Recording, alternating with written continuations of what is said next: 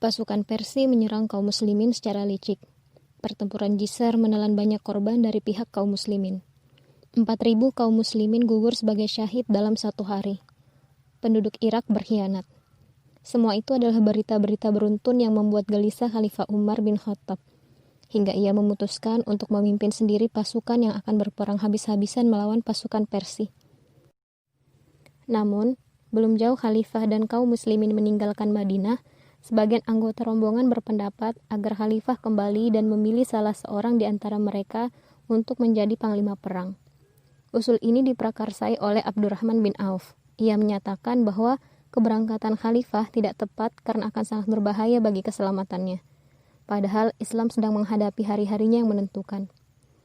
Akhirnya mereka setuju dengan usulan Abdurrahman bin Auf. Khalifah Umar harus kembali ke Madinah dan memilih seorang panglima lain yang akan memimpin peperangan menghadapi pasukan Persia. Khalifah Umar tunduk pada keputusan ini. Ia bertanya kepada mereka, "Menurut kalian, siapa yang bertugas sebagai panglima perang?" Mereka semua tertegun dan berpikir. Abdurrahman bin Auf berkata, "Aku tahu orangnya, wahai Khalifah." "Siapa?" tanya Umar. Abdurrahman bin Auf menjawab, "Singa yang menyembunyikan kukunya adalah Sa'ad bin Malik Az-Zuhri atau Sa'ad bin Abi Waqqas." Kaum muslimin setuju dengan usulan Abdurrahman bin Auf ini. Khalifah memanggil Sa'ad dan menyampaikan tugas yang harus dilaksanakan, yaitu mengurus Irak dan memimpin pasukan melawan Persia. Sa'ad adalah cucu Uhaib bin Manaf. Uhaib adalah paman Siti Aminah, ibunda Rasulullah. Sa'ad masuk Islam saat berusia 17 tahun, termasuk orang-orang yang pertama kali masuk Islam. Ia pernah berkata, "Saat itu aku adalah sepertiganya Islam."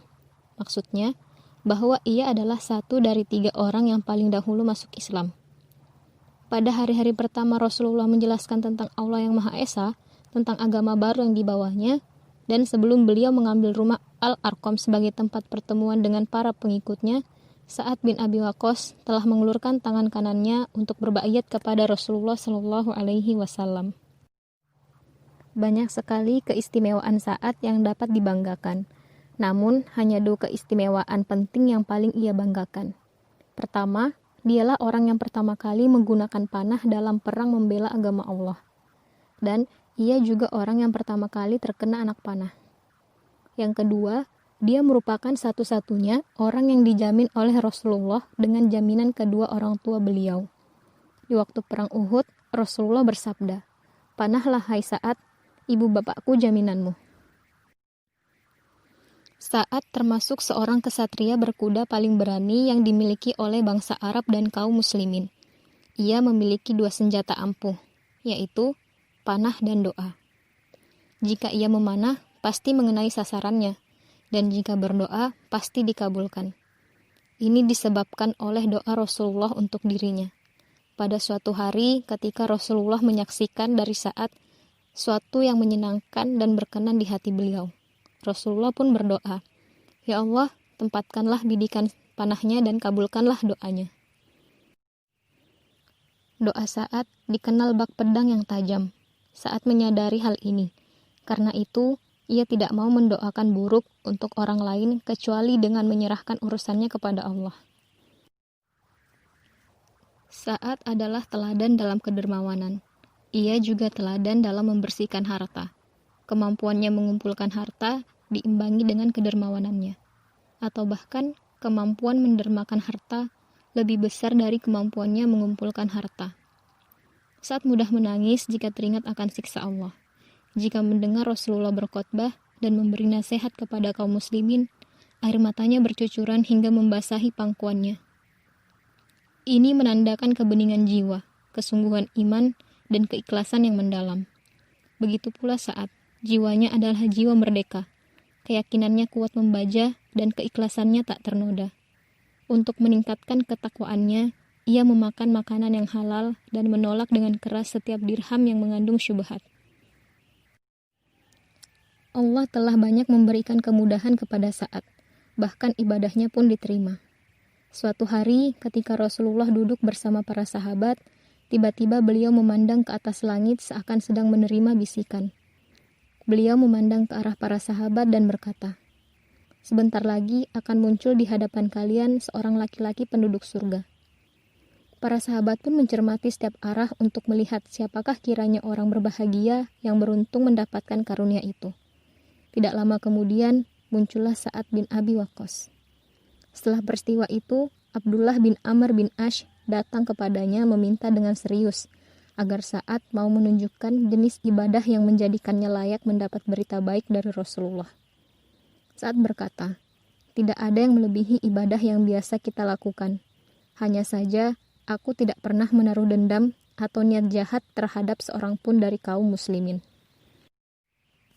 Dialah singa yang selalu menyembunyikan kukunya, sebagaimana diungkapkan oleh Abdurrahman bin Auf. Dialah laki-laki yang dipilih Khalifah Umar untuk memimpin pertempuran Qadisiyah yang dahsyat itu. Khalifah mengetahui semua keistimewaan yang dimiliki Sa'ad. Karena itu, ia dipilih untuk mengemban tugas yang berat ini. Sa'ad selalu mengambil bagian dalam setiap peperangan yang diikuti oleh Rasulullah, termasuk dalam Perang Badar, Perang Uhud, Perang Qadisiyah, dan Pertempuran Madain. Dalam Pertempuran Madain, strategi dan keberanian Sa'ad teruji. Sa'ad memerintahkan pasukannya untuk menyeberangi Sungai Tigris yang terbentang lebar dan memiliki aliran yang sangat deras karena sedang banjir meluap-luap. Sa'ad memerintahkan pasukannya untuk mencari daerah yang dangkal agar lebih mudah untuk diseberangi. Dan akhirnya mereka menemukannya, walaupun untuk menyeberanginya tidak luput dari bahaya yang mengancam. Sebelum tentara memulai penyeberangan, Panglima Besar Sa'ad menyadari pentingnya pengamanan pinggiran seberang sungai yang hendak dicapai, yakni daerah yang ada dalam kekuasaan dan penguasaan musuh. Ketika itu disiapkannya 2 kompi tentara. Pasukan pertama yang dinamakan Kompi Sapu Jagat dikomandani oleh Ashim bin Amr, dan yang kedua dinamakan Kompi Gerak Cepat, dikomandani oleh Qaqqa bin Amr. Adapun tugas dari kedua kompi ini ialah menerjuni bahaya dan meretas jalan yang aman menuju pinggir sungai daerah musuh, dan melindungi induk pasukan yang akan mengiringi mereka dari belakang. Dan mereka telah menunaikan tugas itu dengan kemahiran yang menakjubkan. Strategi Sa'ad pun berhasil, hingga membuat kagum para ahli sejarah. Salman Al-Farisi, kawan seperjuangannya dalam pertempuran itu, juga hampir-hampir tak percaya akan hasil yang telah dicapai. Bahkan, ia sampai bertepuk tangan karena takjub dan bangga. Saat itu, Salman berkata, "Agama Islam masih baru, tetapi lautan sudah dapat mereka taklukkan. Sebagaimana daratan juga sudah mereka kuasai. Demi Allah yang nyawa Salman berada di tangannya. Mereka akan keluar dari sungai ini berbondong-bondong, sebagaimana mereka telah memasukinya berbondong-bondong. Tidak seorang prajurit pun yang hanyut terseret air. Bahkan mereka sampai di seberang sana dengan badan yang masih segar. Tidak sedikit pun ada tanda-tanda kelelahan. Ada catatan sejarah yang melukiskan bagaimana dahsyatnya suasana penyeberangan sungai Tigris itu. Saat memerintahkan pasukannya agar membaca Hasbunallah wa ni'mal wakil. Lalu, ia menggerakkan kudanya menerjuni sungai dan diikuti oleh pasukannya. Tidak seorang pun tertinggal. Mereka berjalan di atas air seperti berjalan di atas tanah. Dari tepi sungai yang satu ke tepi lainnya telah dipenuhi oleh pasukan yang begitu banyak hingga permukaan air tidak kelihatan. Mereka menyeberangi sungai itu sambil bercakap-cakap, seperti mereka berjalan di daratan saja. Sebabnya tidak lain karena mereka merasa yakin dengan pertolongan Allah. Tak kala saat diangkat Khalifah Umar sebagai gubernur Irak, ia berhasil melakukan pembangunan dan perluasan kota. Kota Kufah diperluas, ajaran Islam diberlakukan di wilayah yang luas itu. Ketika Khalifah Umar diciderai orang, ia memilih 6 orang sahabat Rasulullah Shallallahu Alaihi Wasallam yang menjadi penanggung jawab pemilihan khalifah baru. 6 orang yang diridhoi Rasulullah Shallallahu Alaihi Wasallam sewaktu beliau hendak berpulang ke rahmatullah.